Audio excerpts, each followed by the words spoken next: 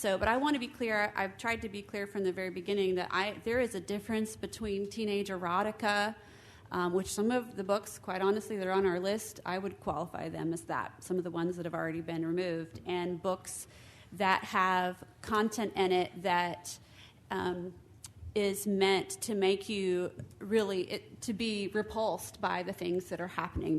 But I have to tell you, I listened. I wanted to thank our committee for doing such a thorough job, because there's people out in the public, and I've even questioned at times myself, did everybody on the committee read the same book? But the conversation was thoughtful, it was thorough, you can tell they really took their time. And I want to just quote one of the members, representatives on the committee, that said, if I had read this book in high school, it would have made me want to go out and do something about this problem. While I can agree with the sentiments of some of the people who have spoken about it, I understand what you're saying, Mr. Trent, and I agree that, because I wouldn't just because a book is about human trafficking doesn't mean it belongs on our shelves. I think this book was, listening to the committee and their comments around it, was as obscure as they could be and short. The committee's members made the comments of, they really did a good job focusing and not focusing, highlighting that part. And so, like I said, I think they did a really good job, and we're unanimous in their recommendation to keep it at that specific level. And so I can support our committee's recommendation for that reason. Doesn't mean that any book on human trafficking belongs there. I don't think it does. If it glorifies that act, if it is something, and people have talked about it violates statute. Just to be clear, everybody likes to look. I've seen it, heard it from both sides. Like to focus on the one that they think will help prove their point. But I do want to point out the part. This is some of the new material that was in there that says, if the district finds that any other material contains prohibited content under sub paragraphs 2 through 4, which includes sexual content, the school district shall discontinue use of the material for any grade level or age group for which use is inappropriate and unsuitable. And the committee recommended that this book was unsuitable for anything below high school. And so I think we've got a policy, and we've followed the policy on this, and I will be voting to approve the recommendation of the committee. Thank you, Ms. Campbell. Anybody else wish to have discussion about this? Just ask a quick clarifying question to Mr. Gibbs. Since we don't need to be defining statutory law, I'm sure you looked at this book and said, does this or does this not violate statutory law? What was your opinion on that? I don't formulate an opinion on this book. So if you want me to provide you a legal analysis, I would have to draft a legal analysis. I can't say yes or no. I'm not an education expert, so I would have to take into account what education experts say. And part of the law is what Ms. Campbell said, and I have advised on that piece that, under the law, if it is deemed to have curricular relevance for certain age groups, then that would be in line with the law. The law is new, so we don't have any court guidance on it. Any other discussion? Yeah. So wait a minute, hold on. Let's go through everybody first, and then we'll come back. We'll circle back. Because I would like to skip too. So it happens. At some point, I know. It gets to it. Mr. Susan, are you done with I just had that quick question. Okay, Ms. Jenkins, do you have any discussions on this? Okay. All right. I'm going to go ahead and here we go with this one. I have chosen to read all the books alongside the book review committee because I don't want to sit up here and make a vote on something that I'm not educated on. I haven't read it, and I don't know what it says. So with that being said, this book I find very interesting to be the first one to come across our desk because it is such a challenging topic. And that really is the heart of why this is so difficult to decide, is this appropriate or is it inappropriate?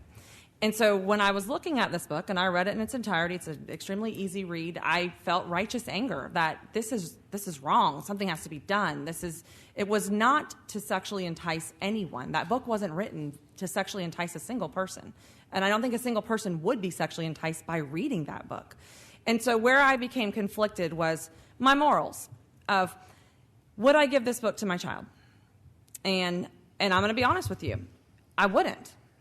But on the flip side of that coin, if my high school student came home with this book and I read it, I wouldn't be mad either. I would have a conversation. So for me personally, I would have that conversation with my child, which is why I would choose in my own household to not give this book to my child.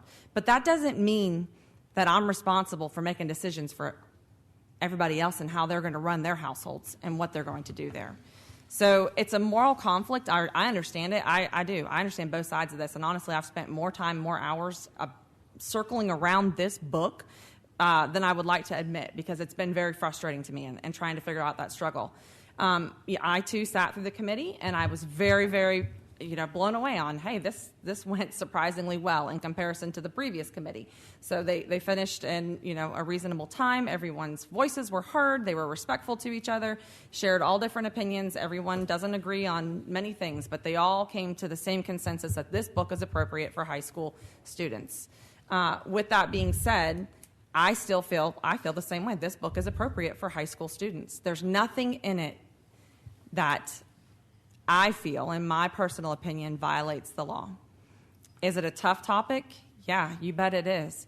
But in the same sense, if we're going to say, hey, we want organizations like Life Recaptured to come and talk to our students about the reality of what human trafficking looks like and how they can look for signs and how they can protect our children on this, we can't say that in one breath and then say, oh, nope, this book that talks about it, that's written very tactfully, is a no-no. So for me personally, I know this is going to make a lot of people upset, but where I stand on this is I read the book in its entirety, cover to cover, and nothing in it would make me mad if my child in high school got their hands on it.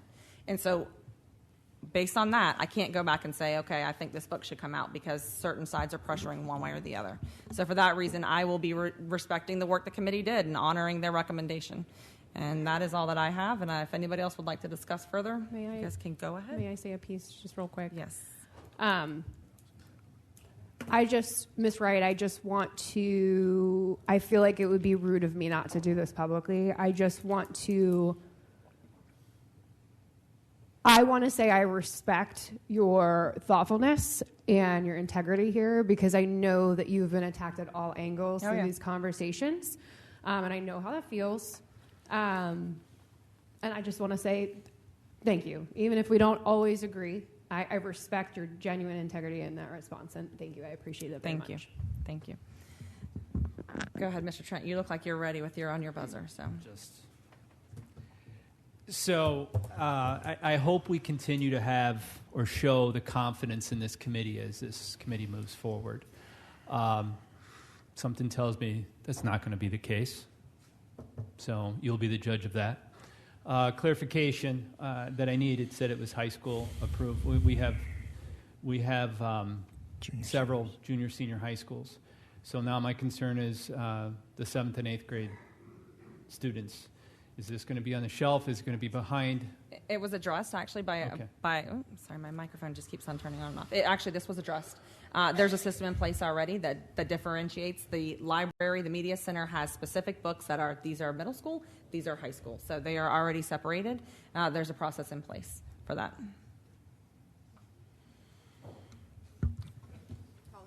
No, All right. Any other further discussion on this? I would like to. There's a call to question, though. But what I'd like to do, thank you, is we have a situation here where we're getting ready to vote on something that is on the edge of being against or for statute, and we're all defining that as what we believe it is. Mm-hmm. And I used to do, that's what I used to do for a law firm for 4 years, was do legislative intent research and everything else.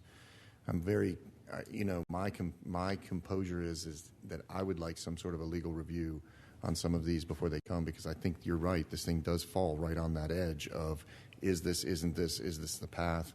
And when I asked Paul, I was hoping to hear, yeah, we reviewed this thing, it comes through and everything else. But when we haven't had a legal review of if it or does not violate the law, and then we turn around and we go forward with passing it or not passing it, I think it's just kind of a piece. So what I would like to do is entertain an opportunity to do a legal review on it to find out if it does violate statute or not, and pass it or not pass it. But on legal review, if it comes back that it was violation, then we pull it. And if it doesn't, then it continues. What are you guys' thoughts on that? Ms. Campbell, Go ahead. Thank you. Having already sat through a few different presentations on this topic, I will tell you that I think we're going to get about as many opinions on that subject as there are people presenting, because I've already sat in a session at the FSBA conference where two attorneys stood up and said one thing and then came back and talked to Paul and other attorneys, and Dr. Rendell was in a session that they said something different. And so the legislature and I believe the State Board of Education have been intentionally vague. I'm going to take it as they want to allow us to retain some home rule. And so I don't know that we're going to get a satisfaction. It would be nice for someone to say this isn't. Even when they did the media specialist training, they said, err on the side of caution, but there was still so much vagueness because the media specialists have, they have their position of authority to choose the books but we have our position of authority we are responsible for what's in here. So I do believe that as preparation for this vote, we knew it was coming. As preparation for this vote, that was up to us to figure out the legality and to dig back into the statute and do those things. So I'm comfortable going ahead and moving today. And like I said, I really don't think you're going to get to the answer that you want, because I don't think there's one person who's going to be willing to do it. And just and if they are, there's going to be someone else who disagrees with them that has just as much credentials as another. I would also say, there's the piece in here now that has to do with if someone doesn't agree with the decision that we make, they can file an appeal for a magistrate, and the district is required to pay for the magistrate. But here's what the magistrate looks for. Number one, did we have a policy? And number two, did we follow it? And in this case, if we follow through with what we're going to do tonight, we have a policy which is in line with state statute, and we're following it. And so really the magistrate's not going to be able to find something that hasn't been tested yet, but that's find something if we follow through with our policy that is going to put us out of line with that. So I just don't know that we're going to get the answer that you're looking for. May I? Yes, you can. Go ahead, Ms. Jenkins. Ultimately, it is the role and responsibility of school board members to determine state statute in every single thing that we do. It's how we govern. It's how we create policies. It's almost every single decision that we make up here. Respectfully, not this board, well, sort of, both boards, prior and this one, has sought outside legal opinions about issues that we didn't agree upon. And we still didn't agree upon those opinions because they weren't the opinions of the person who asked for those opinions, and now we're in the middle of a lawsuit dealing with that. So just drafting an opinion from a legal counsel isn't going to solve the problem, because if it comes out to be a decision you're not comfortable with or you don't necessarily agree with, that's not going to solve the issue anyway. I'm with Ms. Campbell on this too. The only legal recourse here is to find out whether or not we followed the policy in place. So I think it's clear as day that we obviously did here. And with a 5-0 vote of the own committee of 5 appointed board members, it's going to be really difficult to make an argument against that. I'd like to have a little bit of follow-up there. Oh, hang on for 1 second. Let Mr. Trent go ahead. Does he have anything you would like to add to this? And then It's policy. When a book is removed, it's off for a period of time, right? What was that, 5 years? 5 years. 5 years. If a book is approved to or continues to stay on the shelves, there's no time limit of when that can be re-challenged, correct? yes, sir. The decision Sorry, say that again? under the policy, the decision of the committee is supposed to be final for 5 years. It applies both ways. Either way. Yeah. So if we get a new parent that moves into the neighborhood and says, I challenge this book, we can't. They would respond that it was challenged, it was reviewed, and it was approved by the board, yes. As the policy is written today. Yeah. Okay.